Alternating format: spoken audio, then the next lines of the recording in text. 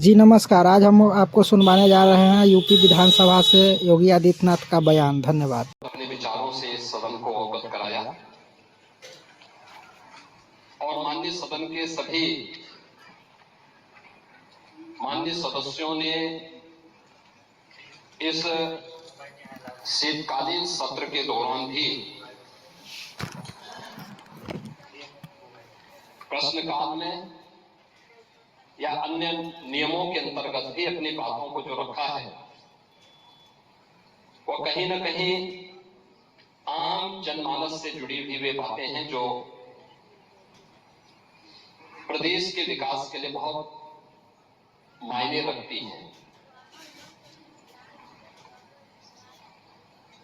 और इसलिए मैं धन्यवाद दूंगा कि इस पूरे सदन में शीतकालीन सत्र में और पूरक बजट के साथ साथ अलग अलग मुद्दों पर हमारे सदस्यों ने भी विचार रखा है। मैं उन सबके प्रति भी हृदय से धन्यवाद देता हूं। मुझे अच्छा लगा माननीय नेता विरोधी दल अत्यंत उम्रदराज हैं, जीवन का एक लंबा अनुभव उनके साथ में है। उनकी सहजता, उनकी सरलता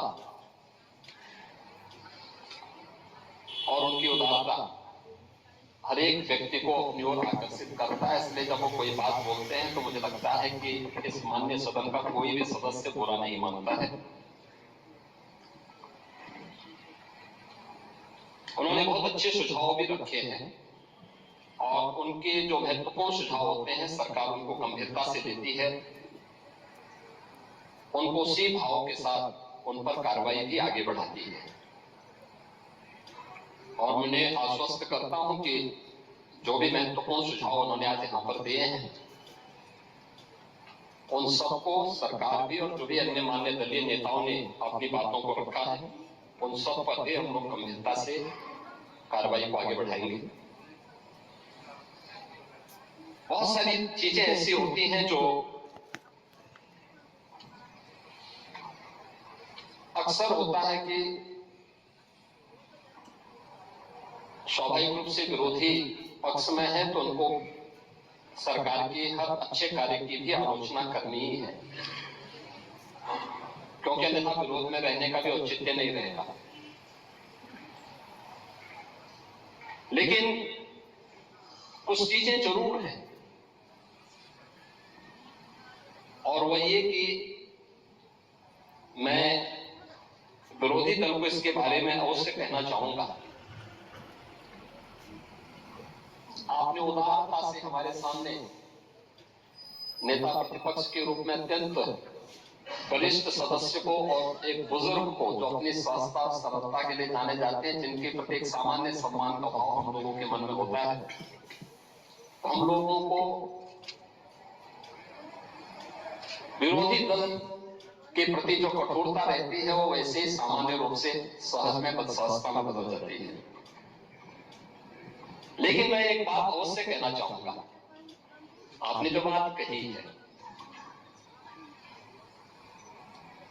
सरकार के बजट के आकार पिछले 8 और पौने 9 वर्ष के अंदर सरकार ने क्या कुछ किया है, उत्तर प्रदेश की अर्थव्यवस्था में सरकार के प्रयासों से क्या योगदान हुआ है, इनके बारे में क्योंकि सप्लीमेंट्री डिमांड्स रहे तो बहुत संक्षिप्त में ही अपनी बात को कहूंगा। लेकिन मैं आपसे जरूर एक पूछना चाहूंगा। आज से पौने 9 वर्ष पहले समाजवादी पार्टी इस पक्ष में थी और भारतीय जनता पार्टी उस पक्ष में थी। जो उपदेश आप यहां पे दे रहे थे, ये उपदेश उस समय समाजवादी पार्टी के मुखिया को, उस समय के सरकार के संचालकों को दे होते ना तो संभवतः इस प्रदेश का भी कल्याण होता। हमने क्या किया है मैं उसके बारे में भी चर्चा करूंगा। इसलिए मैं समाजवादी पार्टी से और विरोधी पक्ष से कहना चाहूंगा कि तो इधर उधर की बात मत कर, यह तो बता कि ये काफिला क्यों लूटा। जो समाजवादी पार्टी तितर बितर हो गई, अस्त व्यस्त हो गई, इस पूरे प्रदेश के सामने पहचान का संकट खड़ा किया, अराजकता का जो तांडव खड़ा किया था, कौन इसके लिए दोषी था?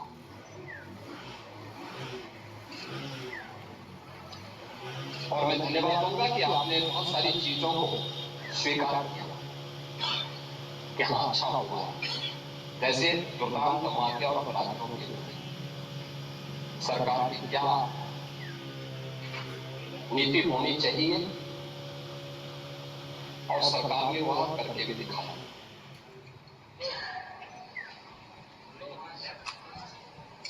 राज्य की अर्थव्यवस्था को आगे बढ़ाने के लिए स्पष्ट नीति हो और उन्हें लागू करने की दृढ़ इच्छा शक्ति हो तो परिणाम नहीं जा सकते। 4 आयाम उसके हैं और उन चारों आयामों पे सरकार ने किस रूप में कार्य किया। कोई व्यक्ति हो, समाज हो, संस्था हो, इन सबको सबसे पहले चाहिए सुरक्षा। सुरक्षा का एक बेहतरीन वातावरण हो, कानून का राज हो, हर व्यक्ति के मन में सुरक्षा का एहसास हो, हर बेटी हर व्यापारी अपने आप को सुरक्षित महसूस करे। ये किसी भी सरकार की पहली प्राथमिकता होनी चाहिए और किसी भी सरकार की पहली प्राथमिकताओं में उन कार्यक्रमों को लेकर के जब सरकार आगे बढ़ती है तो उसके परिणाम भी हम सबके सामने आते हैं। और मुझे इस बारे में प्रसन्नता है, सुरक्षा का जो माहौल हमने दिया, आपने क्या किया क्या नहीं किया, उत्तर प्रदेश की जनता ने रिजल्ट दिया है। हमने क्या किया है क्या नहीं किया है, उत्तर प्रदेश की जनता रिजल्ट दे रही है, आगे भी देगी। महत्वपूर्ण रिजल्ट है क्या, हमारे बारे में प्रदेश के अंदर और प्रदेश के बाहर धारणा क्या है। 2017 के पहले, 2017 के बाद। पांडे जी, आप भी देश और दुनिया के अंदर जाते होंगे। 2017 के पहले उत्तर प्रदेश के बारे में लोगों की धारणा बहुत अच्छी नहीं थी, हमें भी बुरा लगता था, अच्छी नहीं थी। आज इस पक्ष के लोग या उस पक्ष के लोग, कोई भी बाहर जाता होगा, प्रदेश के अंदर भी आप जाते होंगे, अगर राजनीतिक प्रोग्राम में नहीं आप सामान्य कार्यक्रम में जाएंगे तो सामान्य लोगों के मुंह से बात अवश्य आपको दिखती होगी कि हाँ, सुरक्षा का एक माहौल है, बेहतरीन माहौल है। हर व्यक्ति को इस बात का एहसास होता है। देश के अंदर कहीं जाते हैं, लोगों के मन में एक एहसास होता है कि हाँ, यूपी सुरक्षित है, अच्छा है, दंगा नहीं है, अराजकता नहीं है। आपको उदाहरण देना है तो मैं आपको बता सकता हूं, न्याय कैसे होता है। आप ही के सामने आप ही की पार्टी से सदस्य चुनी गई पूजा पाल संभवतः नहीं है।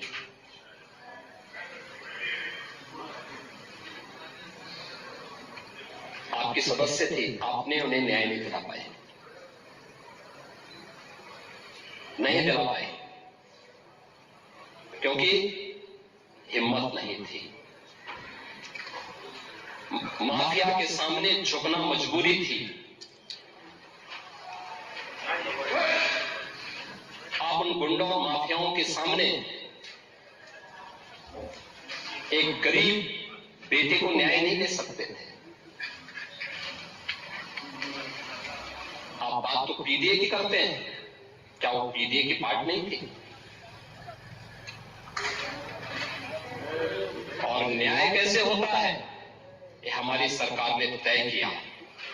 बेटी उस पक्ष की होगी, इस पक्ष की होगी, उसको न्याय मिलेगा, हमें न्याय मिलेगा। और श्रीमती विजयमला यादव को भी मैंने बुलाया था, मैंने उनको कहा आपको सुरक्षा हम देंगे, आप चिंता की कोई बात नहीं।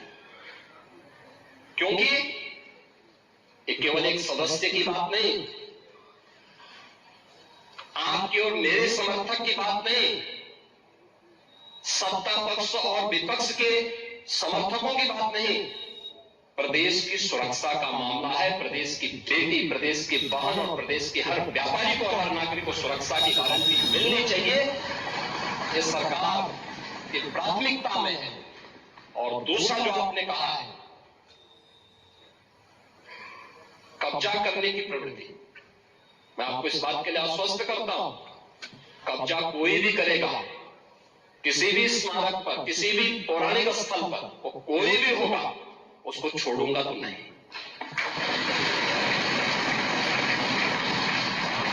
आपके जिले में भी कुछ लोग कब्जा करना चाहते हैं, तो लोग बहुत चिल्लाते हैं। आपने अभी गांधी स्मारक से जुड़े हुए किसी एक मेरठ के स्थल का नाम बताया है, हम इसकी जांच करवाएंगे, पूरी रिपोर्ट लेंगे। अब कहां खादी उद्योग का होगा, और आपके जिले में भी गांधी स्मारक से जुड़े हुए एक स्थल पर कब्जा करने की प्रवृत्ति चल रही है। हाँ, देखिए, अवैध अतिक्रमण जो भी करेगा वो तो हटना चाहिए। देखो, एक सरकारी जमीन, सरकारी भूमि गरीब के लिए होनी चाहिए। देखिए, मुझे अफसोस हो रहा था जब यहां पे ग्रामीण अभिलेख से जुड़े हुए एक बिल को प्रस्तुत किया गया, समाजवादी पार्टी ने उसका विरोध किया। देखिए, पहली बार हुआ है, और इस पूरे सदन को प्रधानमंत्री मोदी जी के प्रति आभार व्यक्त करना चाहिए कि आजादी के बाद पहली बार एक गरीब को, जहां पर आबादी की भूमि पर उसका मकान बना है, उसका अभिलेख उसके नाम पर पहली बार हुआ है। और पूरा देश प्रधानमंत्री मोदी जी के प्रति ग्रामीण अभिलेख से संबंधित एक संशोधन विधेयक हम लोग इस सदन में लेके आए थे। मैं सदन के प्रति आभार व्यक्त करूंगा कि सदन ने पास किया, लेकिन समाजवादी पार्टी ने प्रश्न खड़ा किया।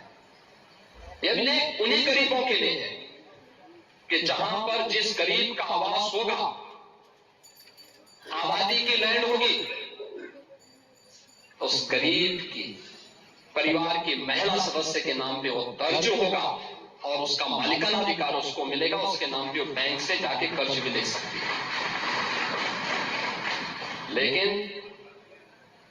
लेकिन अगर उस आबादी की लैंड पर या किसी सरकारी लैंड पर कोई माफिया कब्जा करके जबरदस्ती उसको मॉल बना करके या कोई वसूली का अड्डा बना करके उसके माध्यम से अनैतिक और अवैध गतिविधियों का संचालन करके कोई छांगुर जैसा व्यक्ति वहां पे अनैतिक गतिविधियों का संचालन करेगा, तो उस पर बुलडोजर भी चलेगा, उसको भी कोई रोक नहीं सकता। और इसलिए सुरक्षा का ये वातावरण हर व्यक्ति के लिए आवश्यक है, और उस सुरक्षा का वातावरण ने परसेप्शन बदला है यूपी का। पूरे यूपी के सुरक्षा के इस वातावरण पर आज हर व्यक्ति कह सकता है कि आज यूपी में इन्वेस्टमेंट आ रहा है। मैं उस पर भी चर्चा करूंगा।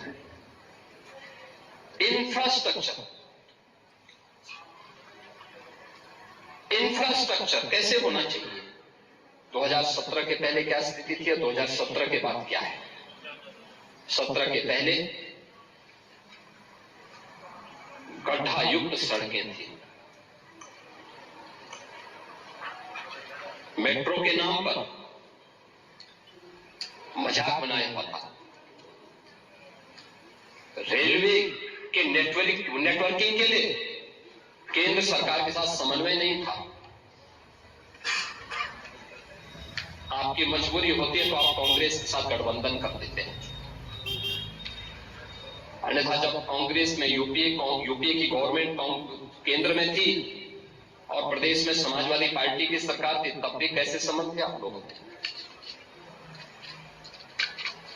यानी मजबूरी के नाम का नाम आपके संबंध थे, अन्यथा आप लोग किस प्रकार की अराजकता फैलाते थे किसी से छुपा हुआ नहीं है। लेकिन इंफ्रास्ट्रक्चर कैसे होना चाहिए? 17 के पहले यूपी में 1.5 एक्सप्रेसवे थे और आज उत्तर प्रदेश के अंदर 22 एक्सप्रेसवे, और देश के अंदर अगर ये सभी 22 के 22 बन जाए तो 60% एक्सप्रेसवे पर अकेले यूपी का कब्जा होगा, अकेले यूपी। देश के अंदर जितने एक्सप्रेस होंगे उनमें 60% यूपी के पास। रेलवे का सबसे बड़ा नेटवर्क आज के दिन पर यूपी में है, 16,000 किलोमीटर का।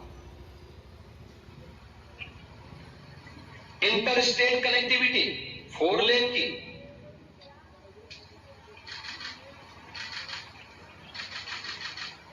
मेट्रो सिटी यूपी, देश के अंदर सबसे अधिक मेट्रो यूपी के अंदर,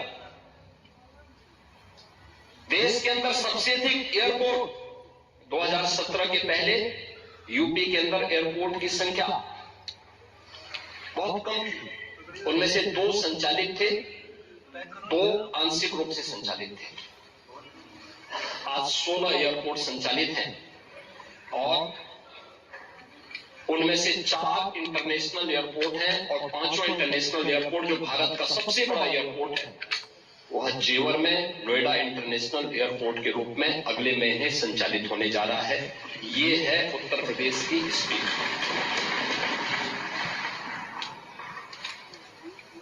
देश की पहली रैपिड रेल आज यूपी के अंदर चल रही है। देश का पहला वाटरवे यूपी के अंदर संचालित हो चुका है। ये प्रयागराज से हल्दिया के बीच में, वाराणसी हल्दिया के बीच में संचालित है। इसे प्रयागराज तक और फिर बलिया से अयोध्या तक इसको एक्सटेंड करने का एक कार्यक्रम चल रहा है। लेकिन ये सरकार की इच्छा शक्ति पर होता है। सरकार करना चाहिए तो हो सकता है, लेकिन जब सरकार नहीं करना चाहेगी, और इसीलिए मैं आपसे कहना चाहूंगा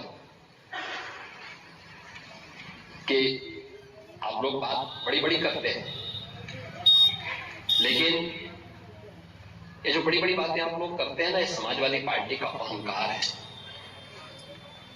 जब व्यक्ति में अहंकार आता है तो कहता है कि मैंने ये कर दिया, लेकिन जब इसीलिए कोई आपको सम्मान नहीं देता समाजवादी पार्टी को। 17 के पहले प्रदेश के सामने ये पहचान के संकट से प्रदेश तरसता था समाजवादी पार्टी के कारण, लेकिन आज हर उत्तर प्रदेश वासी सम्मान इसलिए प्राप्त कर रहा है क्योंकि काम सरकार की एक टीम कर रही है, परिणाम है। लेकिन दुनिया कह रही है कि यूपी के अंदर अच्छा हो रहा है, तो पूरा उत्तर प्रदेश सम्मान प्राप्त कर रहा है। यानी अहंकार तब आता है जब कहते हैं कि साहब इस हमने ये कर दिया, लेकिन सम्मान तब पाते हैं जब दुनिया कहती है कि आपने अच्छा कर दिया। और आज दुनिया कह रही है कि यूपी ने अच्छा किया है, अच्छा कर रही है, हर एक मामले में अच्छा कर रही है, लेकिन इंफ्रास्ट्रक्चर के मामले में भी ये अच्छा यूपी के अंदर है। एम्प्लॉयमेंट, आप एम्प्लॉयमेंट की बात कर रहे थे, आपने शिक्षा भी भरे तो थे, लोक सेवा आयोग में भी और शिक्षा आयोग में भी। क्या क्या कारनामे किए थे उन्होंने, क्या क्या कारनामे किए थे? जो हाई स्कूल 3rd डिवीजन था, इंटरमीडिएट 3rd डिवीजन था, आयोग का अध्यक्ष हो गया था। जो उसका आयोग के जो उसके लिए एलिजिबल नहीं था उसको आपने आयोग का अध्यक्ष बनाया था, और क्या क्या गुल खिला रहा था। यूपी के नौजवानों के साथ खिलवाड़, इस समाजवादी पार्टी से ज्यादा किसने किया है? आज मैं कह सकता हूं भर्ती जितनी पारदर्शिता के साथ हुई है। 9.25 वर्ष सरकार को होने जा रहे हैं, कल 9.25 वर्ष सरकार को होंगे पांडे जी, और 9.25 वर्ष में 9 लाख सरकारी नौकरी उत्तर प्रदेश के नौजवानों को बिना किसी घूसखोरी के प्राप्त हो जाए। ये पहले कभी नहीं हुआ, कभी नहीं हुआ। अभी आपने देखा होगा, और मैं तो आपसे भी कहूंगा, अभी हाल ही में हम लोगों ने 7,244 पुलिस कार्मिकों की भर्ती की थी, आरक्षी भर्ती की। सिद्धार्थनगर जनपद के बहुत सारे नौजवान थे, आपको बुलाना चाहिए था अपनी विधानसभा के नौजवानों को, उनके परिवार के सदस्यों को बुलाते, उनको सम्मान देते, अच्छा रहता। क्योंकि आप उनके चुने हुए प्रतिनिधि हैं, आपको बुलाने का अधिकार है। क्या इससे पहले कभी हुआ? हम इतने बड़े पैमाने पर भर्ती इसलिए कर पाए क्योंकि हमने इसके लिए उतना इंफ्रास्ट्रक्चर दिया है। इससे पहले इंफ्रास्ट्रक्चर नहीं था। देखिए, यूपी के अंदर 17 के पहले पुलिस ट्रेनिंग के लिए हमारे पास कुल 3,000 की क्षमता थी। जब हम लोगों ने 2017 में पुलिस की भर्ती की व्यवस्था को देखा, कैसे इनकी ट्रेनिंग होगी, क्योंकि भर्ती नहीं करना, इनकी ट्रेनिंग भी करना है। वर्दीधारी फोर्स के लिए महत्वपूर्ण होता है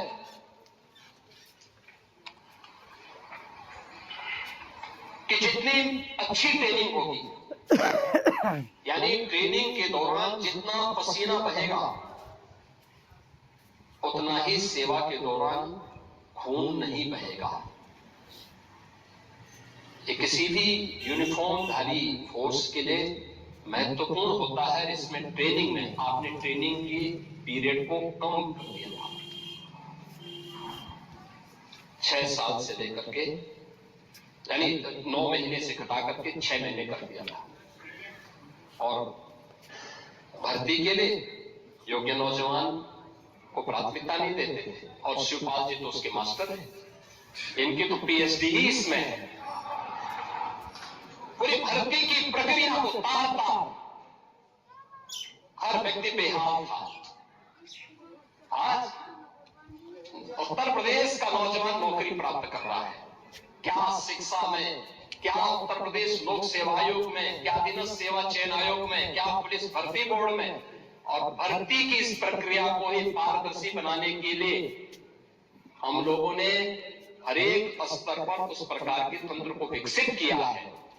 और इसीलिए शिक्षा आयोग में भी उत्तर प्रदेश के रिटायर्ड डीजीपी को बिठाया है कि जैसे माफिया की कमर तोड़ी गई है, नकल माफिया की कमर को भी वहां बैठ करके ऐसे तोड़ना है।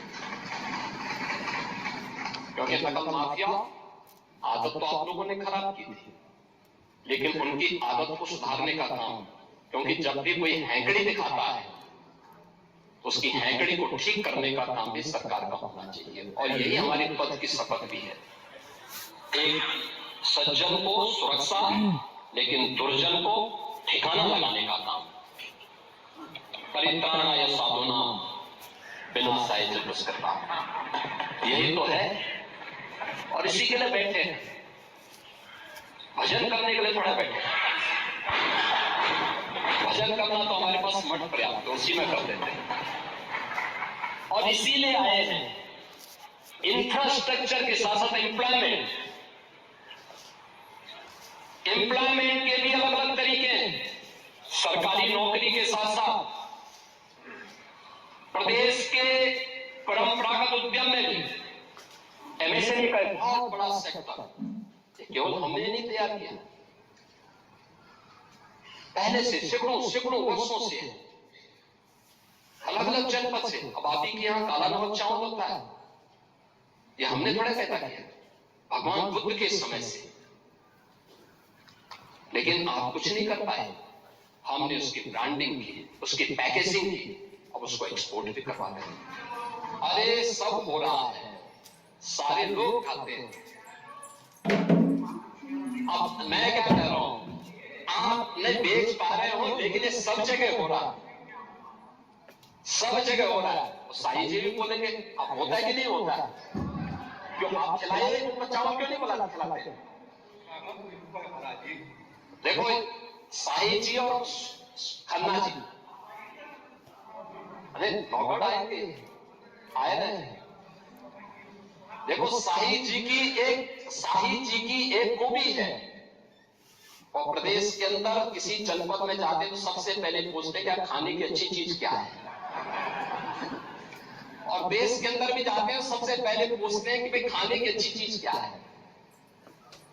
और मैं एक बार वाराणसी गया, संजोग से भी मेरे साथ थे, तो बीएचयू के सामने से चल रहे थे मेरे सामने, तो वहां के ढाबे बंद होने लगे। मैंने कहा क्यों? कहा कि साईं जी जब हम पढ़ते थे तो हम लोग पहले ढाबा बंद कर देते थे। तो ये स्वयं उसके प्रति सजग है, और उन्होंने काला नमक चावल को आपके यहाँ की एक स्पेशल ब्रांड बनाई है। और मैं तो चाहूंगा कि एक बार शाही जी स्वयं काला नमक चावल की खीर पांडे जी को खिला दें।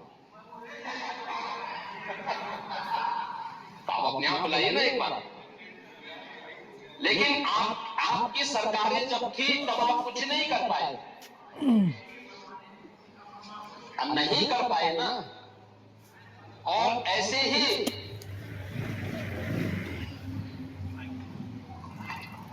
खन्ना जी हैं। अब ये खन्ना जी कहते थे, परसों हमारी एक बैठक चल रही थी, उसमें कह रहे थे कि मुझे रात्रि को बहुत गर्मी लग रही थी, तो टेम्परेचर बाहर जो है 3-4 डिग्री था।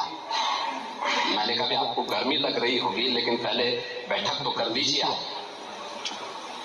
अब ये हाल है, लेकिन हर जनपद के एक एक प्रोडक्ट को, आज की नहीं पुराने समय की थी, बंद पड़ रही थी। उनके पास टेक्नोलॉजी नहीं थी, उनके पास डिजाइन नहीं थी, मार्केट की डिमांड क्या है उनको जानकारी नहीं थी, उनको पैकेजिंग की जानकारी नहीं थी। सरकार ने उनको फैसिलिटेट किया। आज एमएसएमई का देश के अंदर सबसे बड़ा जो नेटवर्क है वो यूपी के पास है। 96 लाख एमएसएमई यूनिट, लगभग 2.25 करोड़ लोग, अकेले 2 करोड़ परिवार केवल एमएसएमई यूनिट के माध्यम से अपनी आजीविका का उपार्जन कर रहे हैं। 2 करोड़ से अधिक का एक्सपोर्ट यूपी करता है अपने एमएसएमई यूनिट से दुनिया के बाजारों में यहां का सामान भेज करके।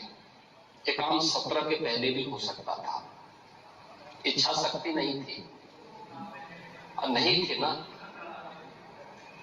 नहीं, दंगा तो आप लोग, आपकी नीतियां दंगा कराते थे, दंगा तो आप ही लोग कराते थे। दंगाइयों को और इसीलिए मैं कह रहा हूं, दंगा तो आप ही लोग कराते थे, और खराब बात नहीं करते थे, खराब बात को ठीक करवाते थे, उसके डेंटिंग पेंटिंग करवाते थे थोड़ा। लेकिन यह एमएसएमई सेक्टर है, और इन्वेस्टर समिट कैसे प्रदेश के अंदर एम्प्लॉयमेंट के लिए हुआ। माननीय अध्यक्ष जी, आप औद्योगिक विकास के मंत्री थे, और उस समय जब पहली बार इन्वेस्टर समिट की बात आई थी, तो हम लोग जब मुंबई रोड शो में गए थे, कैसा वातावरण बना के रखा था यूपी के अंदर। आप लोगों ने जिस भी उद्यमी से मिलते थे वो कहता था साहब आप आए हैं, स्वागत है, लेकिन हम यूपी नहीं जाएंगे। क्यों नहीं जाएंगे? कहा हमने कसम खा रखी, नहीं जाएंगे। ये वातावरण यूपी का था। किसके कारण? समाजवादी पार्टी के कारण, समाजवादी पार्टी की नीतियों के कारण, समाजवादी पार्टी की अराजकता भ्रष्टाचार के कारण, पॉलिसी पैरालिसिस के कारण। और आज यूपी के अंदर हम लोगों ने जब इन्वेस्टर समिट किए हैं, एक नहीं, अब हमारे पास 45 लाख करोड़ रुपए के निवेश के प्रस्ताव प्राप्त होते हैं। 15 लाख से अधिक करोड़ रुपए के निवेश के प्रस्ताव जमीनी धरातल पर उतर चुके हैं। 7 लाख से अधिक नौजवानों को इसमें सीधे सीधे नौकरी मिली है और 5 लाख का हमारे पास ग्राउंड ब्रेकिंग कराने के लिए तैयारी है और 5 लाख पाइपलाइन में है। ये है कार्य, ये है नए भारत का नया यूपी, ये है एम्प्लॉयमेंट। अब यूपी का नौजवान रोजगार के लिए उसे देश और दुनिया के अंदर भटकने की आवश्यकता नहीं, यूपी ही उन्हें रोजगार देगा। आप जाइए ना, ब्रह्मोस मिसाइल भी अब यूपी में लखनऊ में बन रही है। ब्रह्मोस मिसाइल जिसके नाम से आज दुश्मन भी कांप रहा है। अभी ऑपरेशन सिंदूर में ब्रह्मोस मिसाइल की मार ने पाकिस्तान की कमर ही तोड़ के रख दी। लखनऊ में बन रही है। डिफेंस मैन्युफैक्चरिंग कॉरिडोर का एक प्रोडक्ट है और वहां पे जितने भी नौजवान लिए गए हैं ये सब यूपी के नौजवान हैं। कोई ITI पास है, कोई पॉलिटेक्निक है, किसी ने इंजीनियरिंग किया है, वे सब यहाँ पे आज नौकरी प्राप्त कर रहे हैं। ब्रह्मोस और उससे एंकर यूनिट जितने भी लगे हैं सब में उन्हें प्लेसमेंट का अवसर भी प्राप्त हुआ है। और वेलफेयर की स्कीम, आप कह रहे थे कि मुख्यमंत्री राहत कोष से जो पैसा मिलता था उसमें कोई भेदभाव नहीं होता था। मैं धन्यवाद दूंगा कि आपने स्वीकार किया, दे रहे दुरुस्त है और हमने कभी नहीं किया। मैं पूछना चाहता हूं क्या मकान देने में कोई भेदभाव हुआ है क्या? राशन देने में कोई भेदभाव हुआ है क्या? क्यों आप लोग रोकते हैं क्या? और एक माननीय सदस्य रोक भी नहीं सकते क्योंकि सूची इन्होंने नहीं बनाई है। 2011-12 में जो सिख सूची बनी है उसके साथ साथ हम लोगों ने और उन गरीबों को भी जिसको आपने भेदभाव का शिकार बनाया था उनका नाम भी जोड़ करके और फिर ये वेलफेयर स्कीम का लाभ दे रहे हैं। भारतीय जनता पार्टी या सहयोगी दल का एक भी विधायक चेहरा देख करके योजनाओं का लाभ नहीं देता। रसोई गैस का कनेक्शन हो, राशन हो, आयुष्मान का कार्ड हो। आयुष्मान के कार्ड में एक शिकायत मुझे जरूर मिलती है इधर से कि साहब 6 सदस्यों वालों को तो आयुष्मान मिल गया, उससे नीचे वाले क्या करेंगे? तो मैंने कहा आप भी 6 वाले को नहीं है। और सब ज्यादा ठंडा जी बोलते हैं।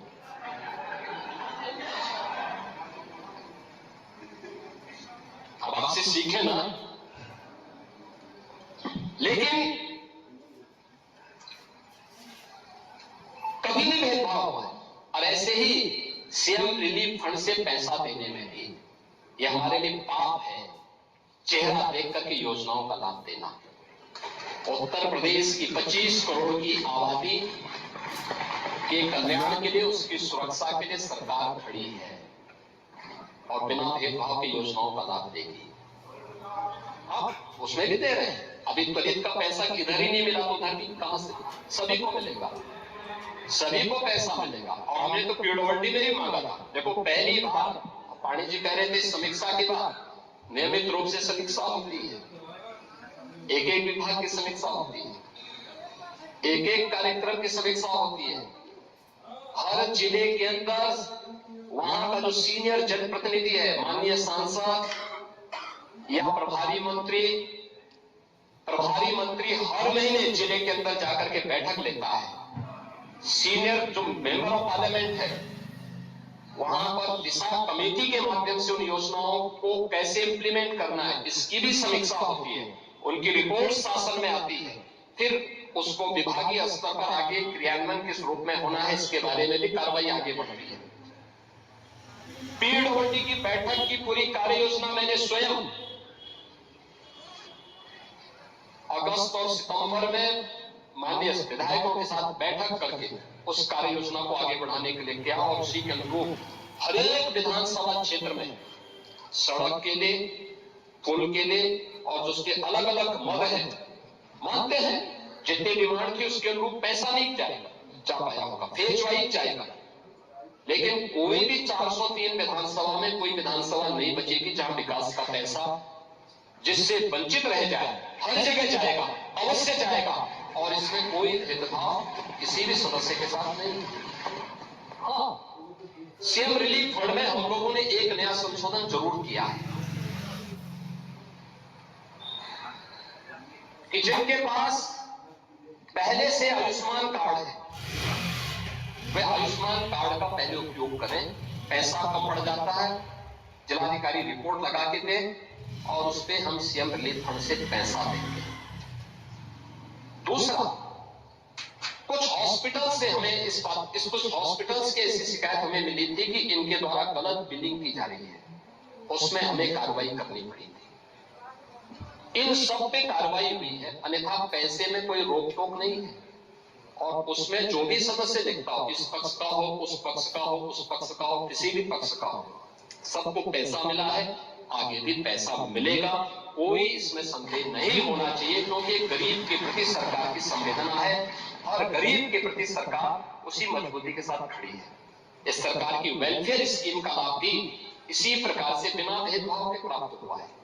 और इसीलिए जब अनुपूरक बजट को देने की बात आई, जब कोई नया मद है, कोई नई चीज हम प्रारंभ करने जा रहे हैं, उसके लिए जब बजट की आवश्यकता पड़ती है और हमारे रूटीन बजट का पार्ट नहीं है, तो सरकार को इस प्रकार के निर्णय लेने पड़ते हैं। और सरकार ने उन्हीं चीजों पर कार्य आगे बढ़ाया है। और इसी में हमारा जो मूल बजट था, जिसे हमने फरवरी में प्रस्तुत किया था, वह था 8,08,736 करोड़ 6 लाख रुपए का। अब उसको 88,000 पढ़ रहे थे, वो 8 लाख था, 8 करोड़ था। और हमने जो अपना अनुपूरक बजट प्रस्तुत किया है, वह किया है 24,496 करोड़ 98 लाख का। ये हमने किया है, जिसमें जो धनराशि उन मदों के लिए जिसमें रूटीन बजट के लिए धनराशि नहीं थी, उसमें एक्सप्रेसवे के लिए, ऊर्जा के लिए, स्वास्थ्य से संबंधित जिन मदों के लिए धन नहीं था उनके लिए, निवेश, नगरीय सुविधाओं के लिए, तकनीकी शिक्षा और महिला सशक्तिकरण के लिए जो धनराशि की आवश्यकता थी, उस पर हम लोग इस बजट को हम लोगों ने इसमें प्रस्तुत किया है। इसको देखेंगे तो ये पूरा बजट हमारा अब बनकर के तैयार हो जाएगा। यहाँ 8 करोड़ 33 लाख 200 8 करोड़ 33,000 8,33,233 करोड़ 4 लाख रुपए का यह हमारा टोटल बजट हो जाएगा वर्ष 25-26 का। मैंने आपसे इसी बात को कहा था कि हमें रिजल्ट पे ध्यान देना होगा। रिजल्ट क्या है? एक रिजल्ट तो मैंने बताया परसेप्शन के बारे में, इन 4 क्षेत्रों में जो कार्य किए गए, समान रूप से कार्य हुए, उसके परिणाम आपके सामने हैं। और परिणाम क्या है? परिणाम ये है, उत्तर प्रदेश की अर्थव्यवस्था आज जो हर व्यक्ति यूपी के अंदर निवेश करने की इच्छुक है, यूपी के बारे में अच्छी धारणा बनाए हुआ है, इसके पीछे उत्तर प्रदेश के अंदर वे उन कार्यों की और डबल इंजन की सरकार की डबल स्पीड को अब यूपी के अंदर देख रहा है। परिणाम क्या है? आपने पॉलिसी पैरालिसिस के कारण यूपी को बीमारू राज्य बना दिया था। यूपी जैसा राज्य बीमार हो गया, पहचान के संकट का मोहताज हो गया। आज पॉलिसी पैरालिसिस नहीं है, आज हमारे पास 33 सेक्टोरल पॉलिसीज है, टेक एंड चूज नहीं है। इसमें आप आइए, निवेश करिए। सरकार के ये नियम है, सरकार इसके अनुरूप आपको ये सुविधा देगी। परिणाम है, यूपी के अंदर निवेश आ रहा है। यूपी देश के अंदर एक ड्रीम डेस्टिनेशन बना है इन्वेस्टमेंट का। इसके परिणाम स्वरूप बीमारू राज्य से पिछले उभर करके पिछले 5 वर्ष में यूपी अब रेवेन्यू सरप्लस स्टेट के रूप में अपने आप को स्थापित किया है। और जितना यूपी प्रोग्रेस किया है, आज देश के अंदर आर्थिक स्थिति में अन्य राज्यों की स्थिति यूपी से उतनी अच्छी नहीं जितनी यूपी आज है। ये प्रयास से होता है, शुद्ध नियत से होता है, स्पष्ट नीतियों से होता है। उन नीतियों को जमीनी धरातल पर उतारने की इच्छा शक्ति से होता है। और उन कारणों से आज सरकार ने इन चीजों को आगे बढ़ाया है। आज हमें इस बात पर प्रसन्नता होती है कि हमारी सरकार ने उत्तर प्रदेश के पर लगे हुए बीमारों के कलंक से हमने इसको यूपी को मुक्त किया है। आज यूपी बीमारू राज्य नहीं है। गत 5 वर्ष से रेवेन्यू सरप्लस स्टेट के रूप में आज यूपी मजबूती के साथ, दमदारी के साथ आगे बढ़ रहा है। और डबल इंजन की, डबल स्पीड की सरकार की पॉलिसी पैरालिसिस का शिकार नहीं है। हमारे पास अलग अलग सेक्टर की पॉलिसीज है। कोई भी निवेशक आएगा, उसके लिए लैंड बैंक है, पॉलिसी के दायरे में आकर के निवेश कर रहा है। और सरकार ने उसको यहाँ पे एक गुड गवर्नेंस का एक माहौल भी दिया है, बेहतरीन सुरक्षा का माहौल दिया है। आज कोई गुंडा किसी इंडस्ट्रीज को फोन नहीं कर सकता, किसी व्यापारी से गुंडा टैक्स नहीं ले सकता, नहीं कर सकता। अगर करेगा तो उसको भी मालूम है कि इसके परिणाम क्या होंगे। कोई जानबूझ करके उलझेगा तो उसको भी मालूम है मीठा कि जानबूझ के उलझने का मतलब अब वह स्थिति नहीं है कि जब पुलिस आगे आगे दौड़ती थी और गुंडे उसको पीछे से दौड़ाते थे। अब वो यूपी नहीं है, अब ये वो यूपी है जो हर प्रदेशवासी को सुरक्षा की गारंटी तो देता है, लेकिन हर गुंडे को इसके लिए चेतावनी भी देता है कि सुधर जाओ।